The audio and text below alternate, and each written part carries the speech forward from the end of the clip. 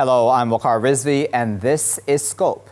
Pakistan's Prime Minister Imran Khan, in an interview with the Washington Post, has talked in detail about Pakistan's relations with the United States and India, peace in Afghanistan, and the effect of the war on terror on Pakistan, its people, and the economy. Let's discuss these and other issues with our guests who are joining us right now. We're joined by Mr. Shuja Nawaz, who is a political analyst who's joining us live from Virginia. He's also a distinguished fellow of the Atlantic Council in Washington, D.C. And we're also joined by Mr. Kokab Farshori, who is a journalist joining us live from Washington. He's the head of Voice of America's Urdu service. Gentlemen, thank you both for joining us. Kokab, I'll start with you, if I may. Obviously, a lot was spoken about during this interview with Imran Khan by the Washington Post. One of the issues that came up, obviously, is the Pakistani relationship with the United States. What can you tell us about what that relationship is like at this point? Specifically, of course, since Donald Trump has come into office, what have his criticisms been of Pakistan? Yeah, thank you very much for this opportunity. President Trump has been critical of Pakistan's role overall in the war against terrorism, and he has said more than once that Pakistan was not a reliable ally, and he said Pakistan took the money from the United States but did not prove to be a dependable ally. He was critical of the role that Pakistan played in Osama bin Laden's presence in Pakistan and later his killing. But then now we see that earlier this week he wrote a letter to Prime Minister of Pakistan, Imran Khan, and now the United States seeks Pakistan's help in peace talks in Afghanistan and bringing Taliban to the negotiating table. So it's been mixed, and at the same time when President Trump was critical of Pakistan, we heard that the Pentagon was recognizing the role that Pakistan had played in capturing or killing terrorists inside its territory. As far as President Trump or the White House are concerned, yes, they have been very critical. We all know that famous tweet that President Trump, in which President Trump wrote, "We no longer pay Pakistan billions because they would take our money and do nothing for us." And he further wrote that bin Laden was being a prime example, Afghanistan being another. They were just one of the many countries that take from the United States without giving anything in return, and that's ending. So this is the situation here in Washington. Right, so tell us, just in general terms, if you can, Kokab, what is the image of Pakistan like at this point in time? Specifically, of course, because you've already mentioned that there's an understanding that Pakistan will play an important role, obviously, in any Afghan peace process. Do you think that there is a bit of a confused image of Pakistan in Washington, or do you think that DC diplomats and officials, I should say, understand the importance of Pakistan and the role it has played? Do you think that that's something that they realize? Yeah, I mean, when we talk of Washington, there are several layers. There is, the government, and within the government, there is the White House, then, the State Department, of course, the Pentagon, and then there is the experts, the analysts, the think tank, as we refer to them, and Mr. Shuja Nawaz, your other guest, is extremely familiar with, and in fact, he's one of the distinguished analysts here in Washington. So, on the one hand, yes, there is a lot of criticism on Pakistan for not doing enough, and this is not new. We heard that criticism during the previous administration when President Obama was in the office, that Pakistan was not doing enough, and now it continued with President Trump in his first tweet of the year. He was critical of Pakistan. But at the same time, there is a very strong perception here and understanding that the peace in Afghanistan, the road to peace in Afghanistan goes through Pakistan. So they have to bring Pakistan to their side. They have to keep Pakistan close and keep it as an ally, keep it engaged to accomplish peace in Afghanistan. And there is also this realization that in the late 1980s, And during the 1990s, the United States made a mistake of totally disengaging from the region that left Pakistan alone to deal with the chaos next door. Right. There are some experts who believe in that as well. So, overall, right now, the realization is that, yes, Pakistan is an extremely important ally, but Pakistan needs to do more. That's the sentiment here in Washington. Of course, as you know, and I'll put this as my final question to you, Kokab, the accusations that Donald Trump has made against Pakistan are quite serious, as you well know. Do you think at this point in time that DC officials may be asking where are the facts when it comes to those accusations? Because even Imran Khan brought that up in this interview, as I'm sure you well know. He's asked, show us the evidence then of these terrorist havens that you talk about. Do you think that others may be questioning, maybe putting that same line of questioning forth as well? The analysts who we speak to here, when we ask them the same question, the first example they bring up is Bin Laden, and then of course other leaders who were killed or captured inside Pakistan. So they present these examples as evidence that these groups enjoy safe sanctuaries inside Pakistan, and they sometimes say that it happens with the help of Pakistan. Or on some occasions, they say, well, Pakistan turns a blind eye to such, people, to such sanctuaries, and does not do enough. And they say that Pakistan perhaps thinks that they can be an asset to Pakistan when everybody else leaves, like the international forces leave, and Pakistan does not want to ditch those groups. These are the comments that different analysts and different experts come up with, and some books have been written on that. I'm sure, again, as I was referring to Mr. Shuja Nawaz, this book, The Wrong Enemy, made a mention of that. So these are all the things that are discussed here in Washington on the role of Pakistan, the role that Pakistan has been playing in this war against terrorism. Very well, Kokab, we'll leave it there at that with you. And of course, we do appreciate you taking your time out and sharing your thoughts with us and the facts as they are in these relations with Pakistan and the United States right now. Shuja, I'd like to bring you in now, and I wanted to ask you, Shuja, about what your thoughts are about Pakistan's relations with the United States as they currently stand. In the context, of course, of this interview, Imran Khan speaking very openly and candidly about the criticisms that he has about how the United States has spoken of and acted towards Pakistan. Waqar, I for one am extremely pleased that the Prime Minister has clarified for the first time, I think, from the Pakistani side, and so openly, that Pakistan does not wish to be treated as a hired gun. This has been the situation from the get-go. From 2001, we had a situation where you had total agreement on the part of the government in Pakistan, and the government was then controlled by General Musharraf, who made all the decisions, to take the coalition support funds from the United States, and in return to provide assistance to the United States in prosecuting its war in Afghanistan, which also included fighting against the Afghan Taliban. But Pakistan did not do the latter. It fought against Al-Qaeda. It had intelligence cooperation on that front.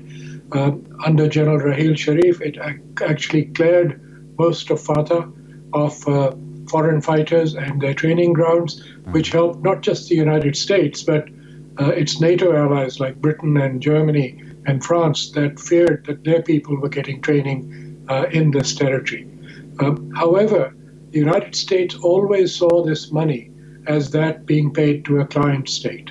And this perception has not changed. And so what Mr. Trump tweeted last year was essentially a continuation of what the US thought about Pakistan, that it was a client state, that the army was being used because it was being given over $1 billion a year. Now that amount has been decreasing since 2011. On an annual basis, there's been a decrease in that. And 2011 is critical because that was the year from hell in terms of the US-Pakistan relationship. Right.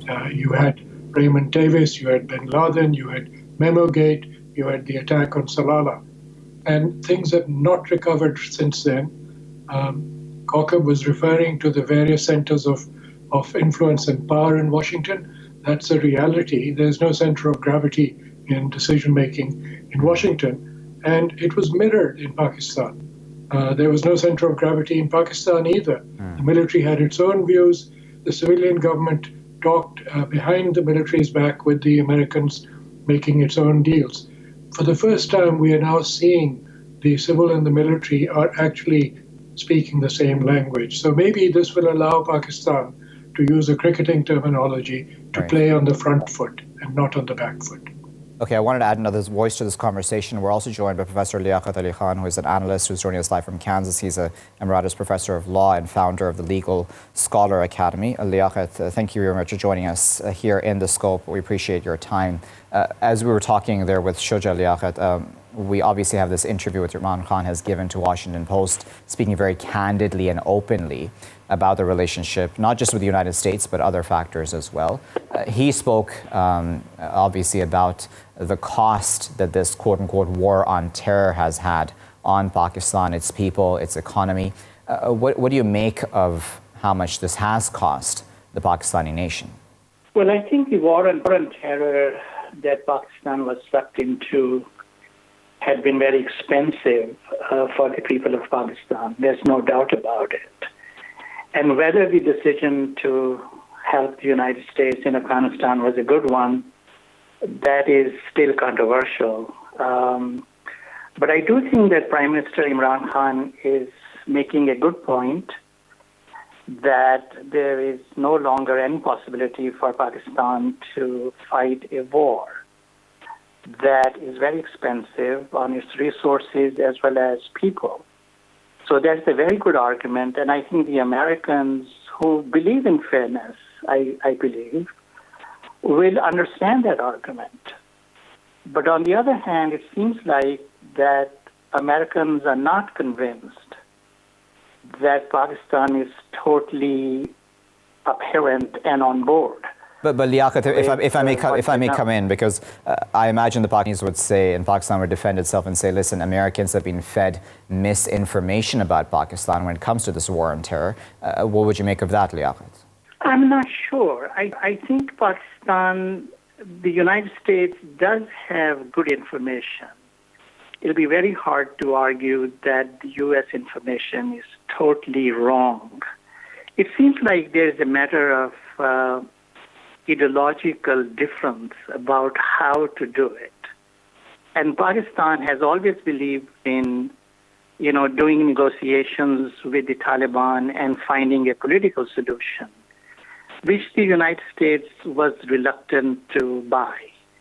So it seems like it's more a question of what is the best approach to solve the problems in Afghanistan. But to say that the United States does not know the facts on the ground, I think that would be a little bit hard to accept. I meant, and I'll put this to you, Shuja, I meant misinformation as in the way Pakistan is spoken about, possibly in the media, to the public, of course. Shuja, what do you make of that? Because, Imran Khan, in one of the answers that he spoke about, did say that, that the people have been misinformed. He then spoke about the greatest military machine, Shuja, in the history of mankind, 150,000 NATO troops with the best equipment and over $1 trillion. He then questioned, are they saying that just a few thousand Pakistani insurgents, for example, hypothetically, are the reason why the United States didn't win in Afghanistan? That's quite an important point to make, isn't it, Shuja? On that particular point, I agree with the Prime Minister. And I've just completed what I hope will be the final draft of my new book, which looks at the US-Pakistan relationship since 2008 and even goes back to the initial invasion of Afghanistan in 2001. It's quite clear that the United States essentially was given a very great deal by President Musharraf in the sense that on the basis of marginal cost pricing, they received assistance from Pakistan and based on an assumption that the war would last maybe a year or two at most. Well, the war is still going on. And the other question that you raised is, are the people that are reported to have used Pakistan as a safe haven or sanctuary, are they the primary warriors in Afghanistan? That's not true. Senior White House officials told me, and the commander of one of the commanders of the U.S. forces in Afghanistan told me on the record for my book that no more than 10% of the attacks in Afghanistan actually emanated from the Taliban based in Pakistan. So as far as the question of whether Pakistan would take on the Afghan Taliban, who were not waging war on the state of Pakistan, that is a difficult position for Pakistan to be in, because the money that it was receiving in American eyes was to fight against all the Taliban and to prevent them from using Pakistani territory. Let's be specific. They talk about the so-called Quetta Shura, which is has used the area of Balochistan as an overseas headquarters for the Taliban, and they talk about the Haqqani network, which used to be based in North Waziristan and is now reported to be elsewhere in Fatah. So these are the issues on which the Americans keep raising evidence or intercepts and saying that Pakistan is, if not supporting, at least condoning their presence. And that remains a bone of contention between the two.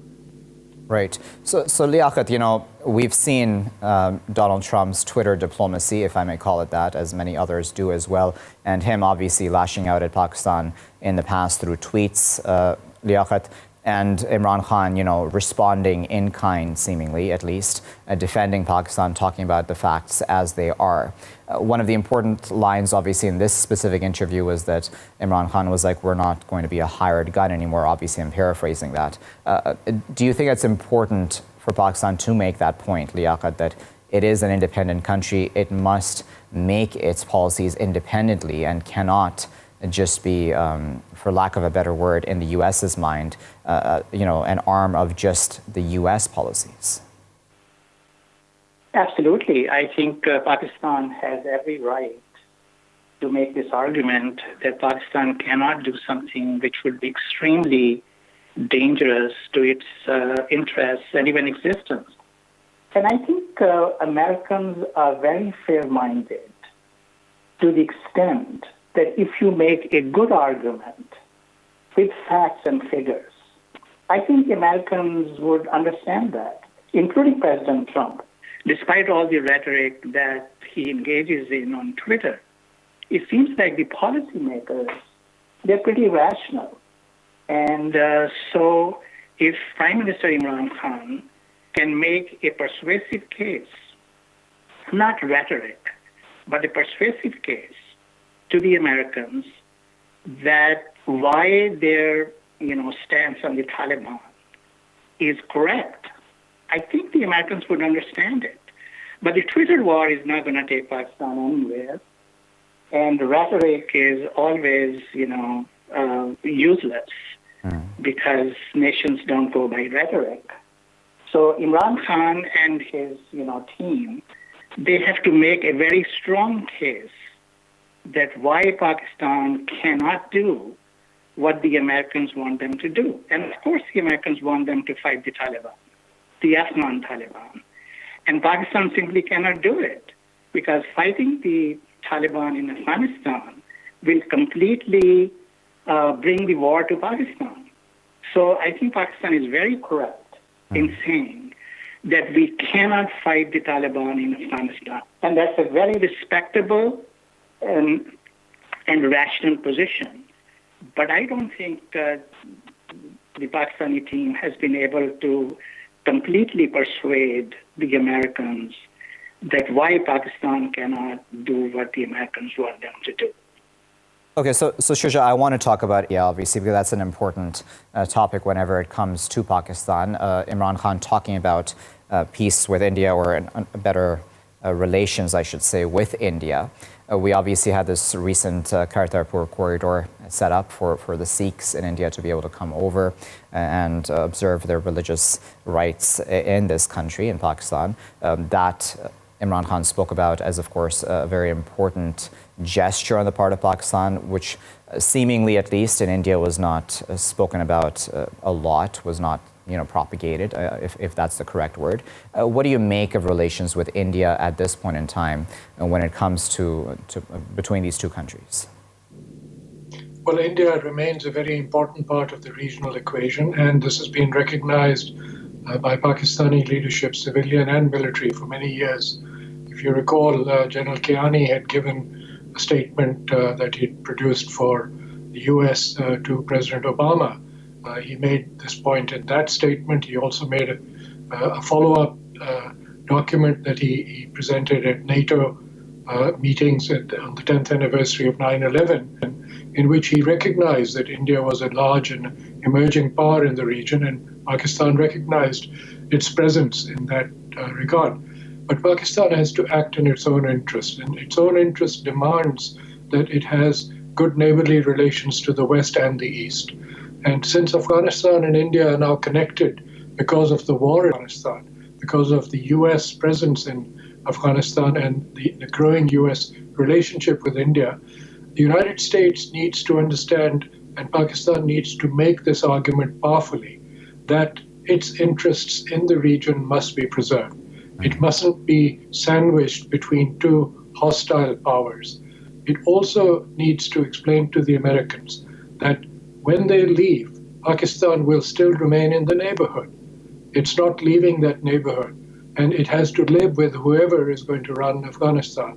Now, of course, looking back on the past history and experience with the Taliban government in Afghanistan, it's not in Pakistan's interest for there to be a radical Islamist regime of the like of the Taliban in Kabul.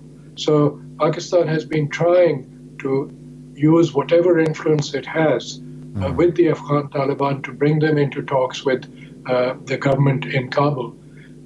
It's ironic that the United States has now actually decided to go off on its own and autonomously try conversations directly with the Afghan Taliban. And President Ashraf Ghani has resented that too. But at the same time, on the Indian relationship, I think Pakistan can still do much more, which will serve its cause, which will help Pakistan economically. Kartarpur is just one corridor. Yeah. I would suggest that Pakistan should use the SAARC umbrella and open visa-free travel to visitors from India to other places in Pakistan also, because this will help Pakistan's economy. Just because we're running out of time, Shuja, I'm glad you mentioned SAARC, so I do apologize for interrupting you, but I wanted to put that question about SAARC very quickly to you, Liaquat, just before we let you go. One of the important things when it comes to SAARC, I imagine, Liaquat, the Pakistanis would argue, is that we have wanted to hold a summit for a while, but India keeps saying no at this point in time. What do you make of the outreach of Pakistan towards India, and on the other side, Pakistan's not getting as much of a positive response? I think Pakistan is on the right track, and Pakistan should continue to argue that it is open to negotiations.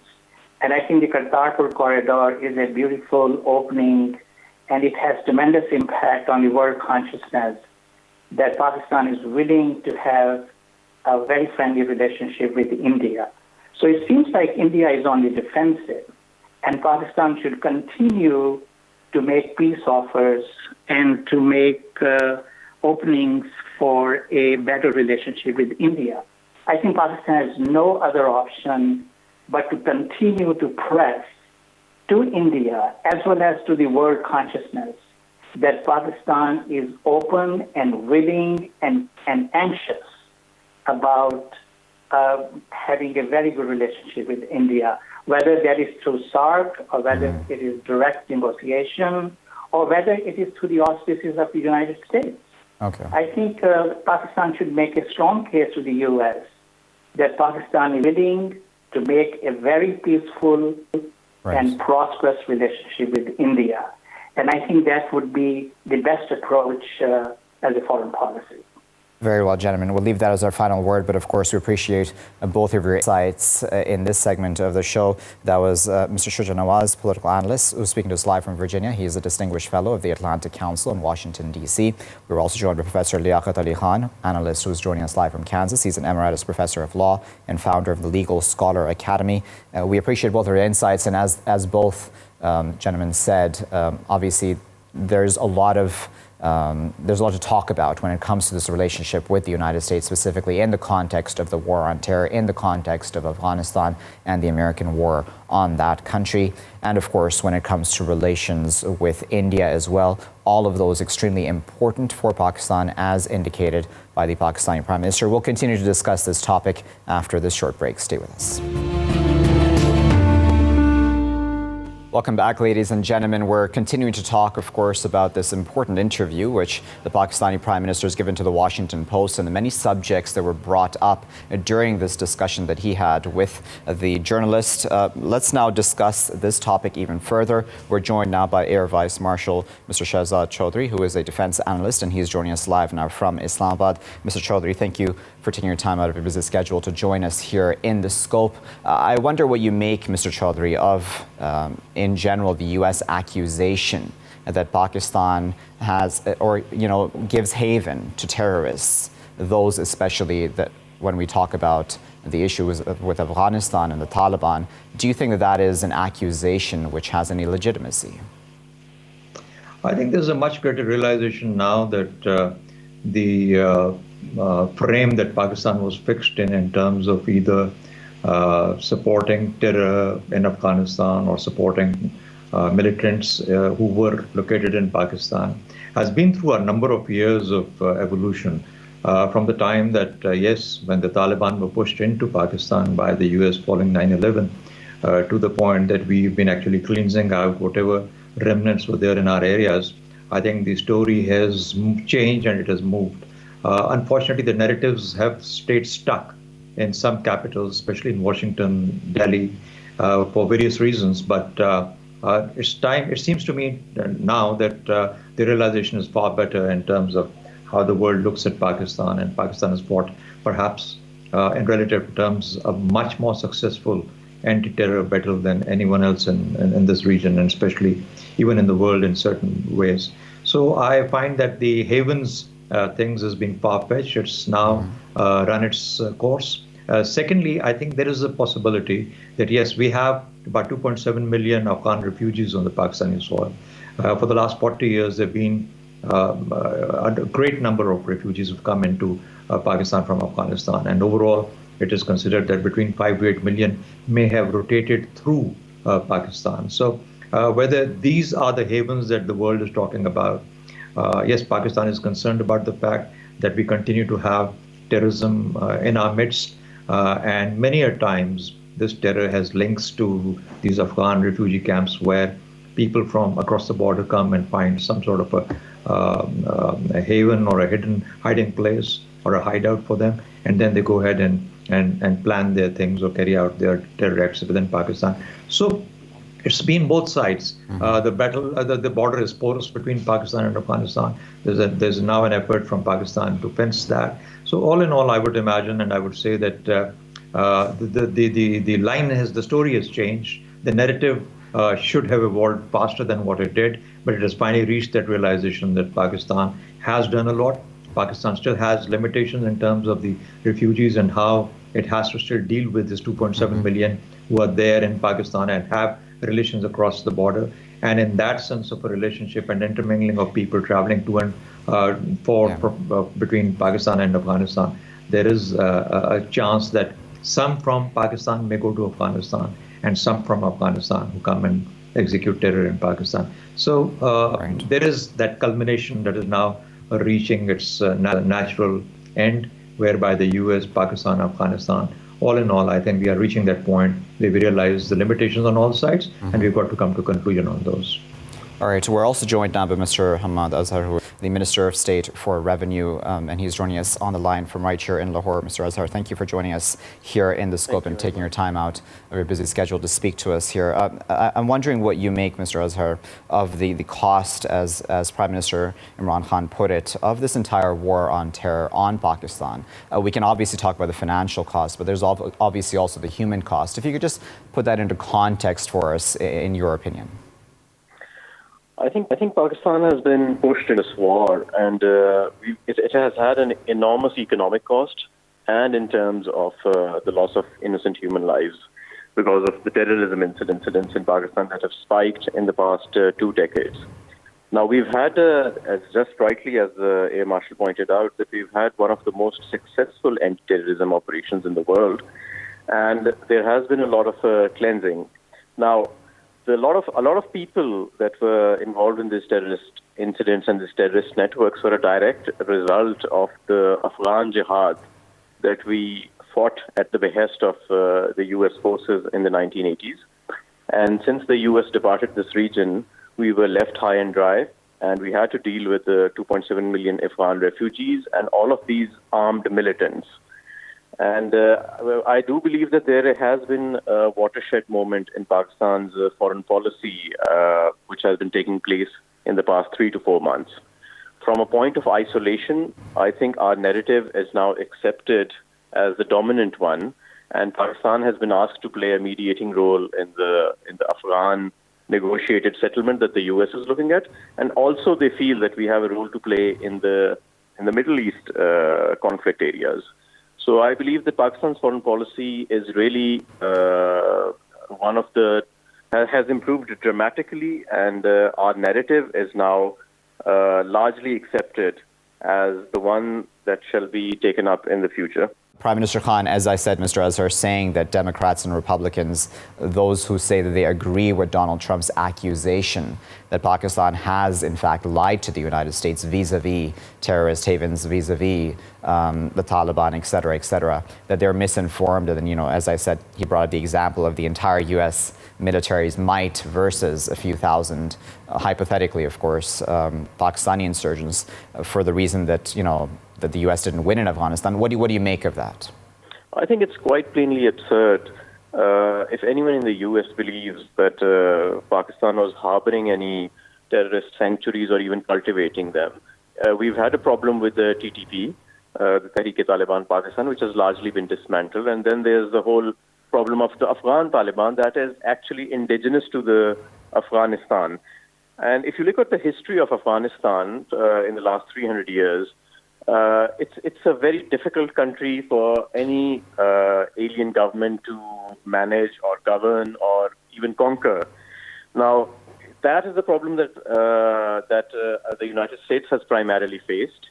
It's to do more with the historical perspective, the cultural forces that are in play in Afghanistan, the difficult terrain that any alien operator has to face. And to blame it on Pakistan is, I think, an oversimplification. And the realization is now there that the conflict in Afghanistan has multiple angles to it, and Pakistan has nothing to do with it. In fact, Pakistan has been suffering greatly due to the Afghan conflict and the instability and the turbulence in Afghanistan. Mr. Azhar, I imagine the Americans would argue, why would we want to make Pakistan a scapegoat? Certainly from an American point of view, I imagine even previous administrations would argue, listen, we want stability in Afghanistan. Why would we want to pin this on Pakistan, where we know that Pakistan, for example, has provided a route for NATO forces to get supplies in Afghanistan, et cetera, et cetera? Yes, absolutely. I mean, we have a large porous border with the Afghanistan, and that border is not only monitored by the Pakistan Armed Forces, but also the U.S. also monitors it from the Afghan side. And, it's a tribal society, the Afghan tribal society. It's a highly militarized society. They're all armed, all those tribes. And to say that Pakistan, a few hundred or a few thousand allegedly Pakistan-sponsored people can go and create havoc in the country. I mean, more than 50% of the Afghan territory is right now out of control of the current Afghan government. So either those few 100,000 or a few hundred people or a few thousand people were superhumans, or it was simply a failure in the current thinking or in the past thinking that the U.S. employed in Afghanistan to control that territory. You know, another thing that's come up often, Mr. Azhar, is the fact, as Donald Trump has mentioned ever since he's been in office, is that this aid, as he calls it, that is given to Pakistan, is that the correct word to use for this when we talk about the fund, as Pakistan, of course, talks about? And secondly, what has this specific financial cost? I know you alluded to this in your first answer as well, but again, if you can put in context just financially what this cost has been like for Pakistan and how important that fund really is for this country. Now, if we take out the human cost, which is obviously invaluable, in pure economic terms, estimate the cost to Pakistan to be more than $150 billion in terms of a loss of economic growth, in terms of instability, in terms of a lack of investment opportunities, in terms of a lack of investor confidence, in terms of the lack of tourism that we've suffered as a result of these terrorism activities. It's far in excess of $150 billion. And as far as the aid part is concerned, I think that we've not been adequately compensated for that economic loss at all. And to have Pakistan, the Pakistan's army's contributions, the Pakistan society's contributions be talked about in terms of way of aid, I think is slightly insulting, and it's very patronizing concept. So I think that the Americans need to seriously reassess the semantics of this whole debate, and also to reassess their approach to Pakistan, which I feel that they are now doing. All right, so why do you think this has happened now? Why do you think it is that the United States is, in a sense, if I may use the term, recalibrating its approach towards Pakistan? Because we've had this very sudden, if I may use that term, shift from blaming Pakistan for having terrorist havens to now asking Pakistan for help vis-a-vis bringing the Taliban to the peace process and to the table. Why do you think there's been that sudden shift? Yeah, that's a very pertinent question. Well, one has to look at the U.S. politics and what's happening in Pakistani politics. In the United States, there's been an overhang, or let's say there's a stark realization now that they need to pull out of Afghanistan. They've lost the political will to lose more lives, to devote more resources in Afghanistan by staying in Afghanistan.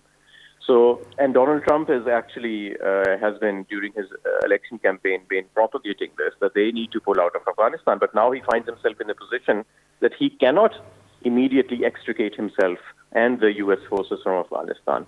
On the Pakistani side, we've had the first head of state in a very long time that is now speaking at par with the Americans and really speaking out for Pakistan's sovereignty and Pakistan's autonomy in a language that no head of state or no prime minister in the past has even dared to speak with the sole superpower.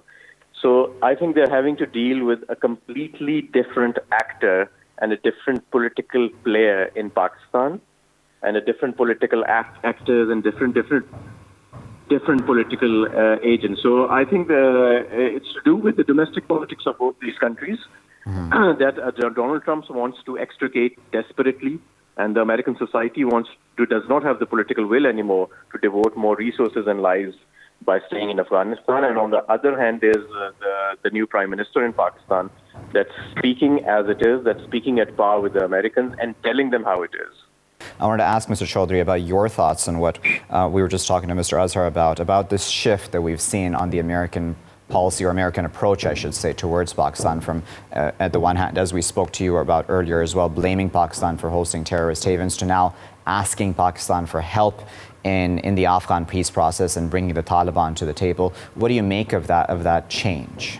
Again, it's a very natural culmination of how strategy has evolved in this region, especially in Afghanistan for the U.S.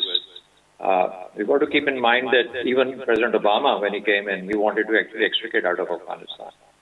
He couldn't. Pentagon prevailed over his own opinion and told them to hold on to the line of adding more troops, and therefore the surge that came around. And the surge obviously would not produce the results that it was meant to.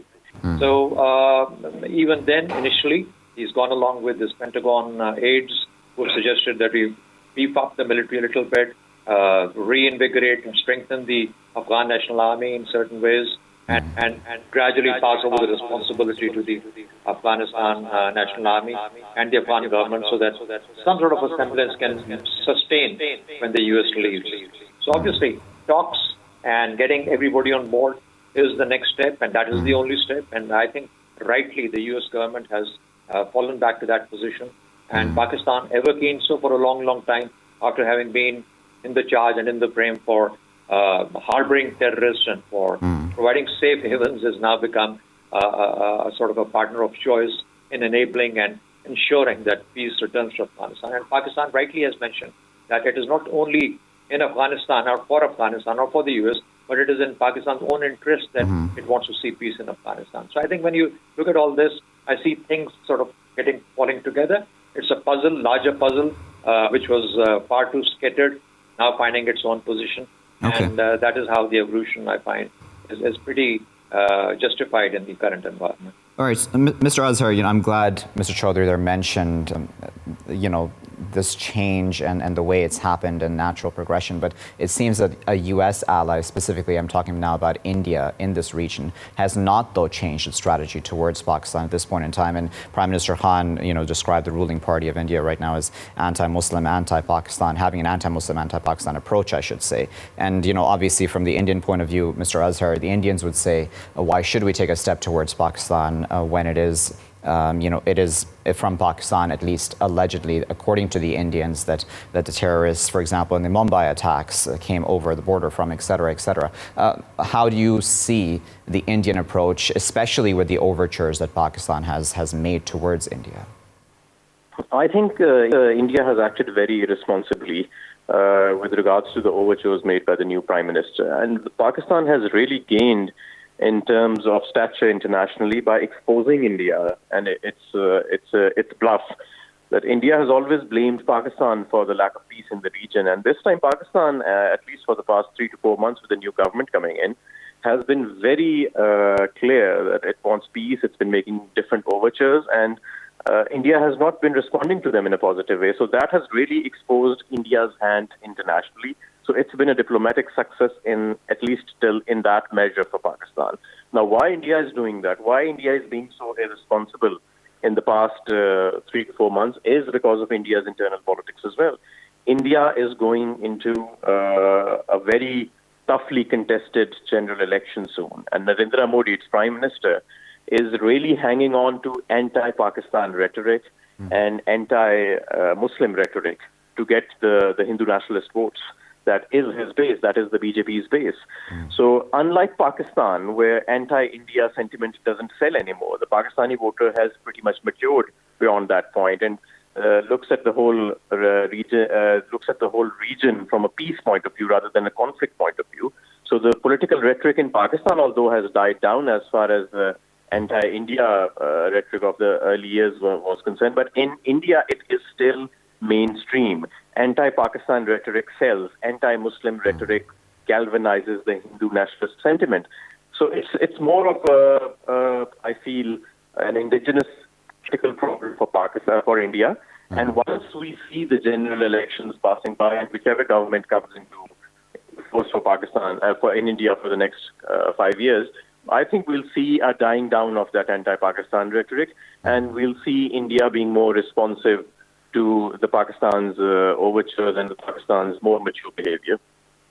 Very well. Gentlemen, we're going to leave that there as our final comment, but of course we do sincerely appreciate both of your times and both of your insights. We know you both have very busy schedules, and we appreciate the value that you brought to this discussion. That was Air Vice Marshal Mr. Shahzad Chaudhry, who's speaking to us live from the Pakistani capital, Islamabad. He's a defense analyst, and we were also joined by Mr. Hamad Azhar, speaking to us live from right here in Lahore, and he is the Minister of State for Revenue. Now, viewers, obviously this interview that Prime Minister Imran Khan had with the Washington Post was a wide-ranging one, and we got to a few of those topics specifically in this discussion, in this segment, where we spoke specifically about the Afghan peace process, the accusation against Pakistan about it harboring terrorists, as well as, of course, relations with India. All very important topics. And as Pakistan says, a lot of misinformation out there at this point in time about its stances, about the realities really on the ground. We'll keep a very close eye on how this develops in the coming days, but we appreciate you staying with us for this edition of The Scope. I've been Waqar Rizvi.